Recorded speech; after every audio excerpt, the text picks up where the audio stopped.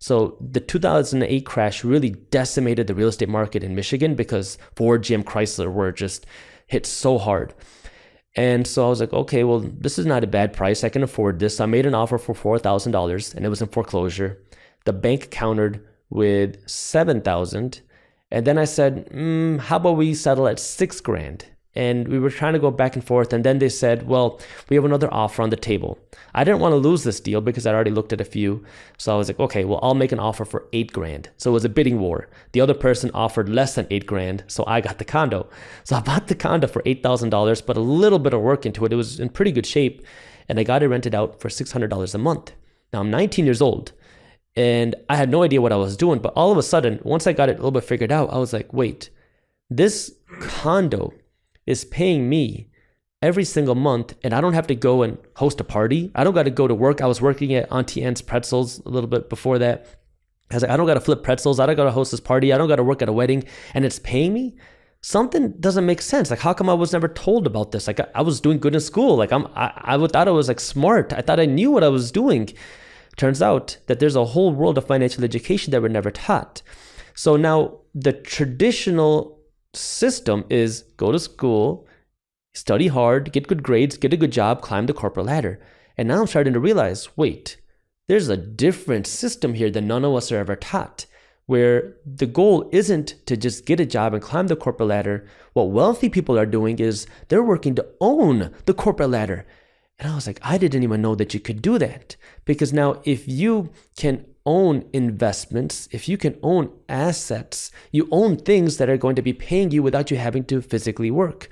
And this is what wealthy people are working for. Yet none of us are ever taught this. None of us are ever taught in school, how do you manage money? None of us are ever taught, how do you invest your money? None of us are ever taught, how do you build wealth? None of us are ever taught, how do you generate passive income? Yet wealthy people are teaching their kids this, and they're able to figure it out because they have that education. But for the majority of us, we're not taught this unless you're willing to go out of your way. Now, YouTube has made it a lot more accessible, thank God. Yeah. But before YouTube, you had to go out of your way to read books and take classes. And it's tough. It's much harder to read a 300-page book than it is to watch a 10-minute YouTube video. Yeah, definitely. So that was a big turning factor for me because that's when I started to realize that there's something different that you can do. So talk about, breaking away from that traditional system, asking the question why, understanding what money is. And this is a very tough concept to understand. And I guess the best example that I can give of this is kind of going back to the traditional Indian culture, because in India, it's a very common thing that when somebody has extra cash, extra rupees, they want to convert these rupees to gold.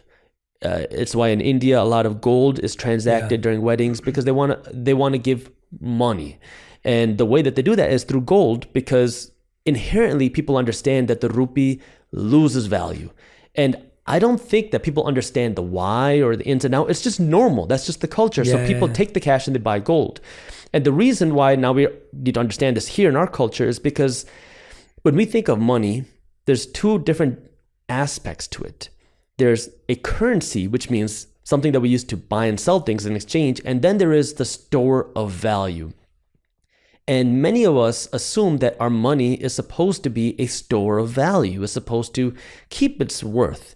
But now, because of the 2020 pandemic and the 2021 inflation and the 2022 inflation, we're seeing that, oh my God, my savings don't buy me as much. My earnings are not stretching as far. And so we're starting to really realize here that maybe my dollars don't hold the same value. And so now it's understanding what is money. Well, there's two aspects. You have the currency aspect to buy and sell things, and then there's the store of value. What wealthy people understand is that money doesn't act as a very good store of value in today's day and age. So you want to take your money and convert it to something that is a store of value, or maybe something that's actually going to produce you income. This is like something that's so important for everyone to understand. I talked about this whole idea of when you save all of your cash in the bank, you're becoming poorer each and every day, because back then inflation was between 2 and 3%, while your bank was paying you 0.5%. So I said was, look, you're losing 2 to 3% of your cash's value every single day. So you need to do something with this money, because your money is losing value. In 10 years, it's going to be worth less than it is today. Well, I didn't expect this 2020 pandemic to happen. I didn't expect all this craziness to happen. But now here we are with inflation significantly higher than 2 to 3%. And now people are really starting to understand that, whoa, what is my money? And you have to be able to understand this, because this is the driving reason for why wealthy people don't want to save all their extra cash.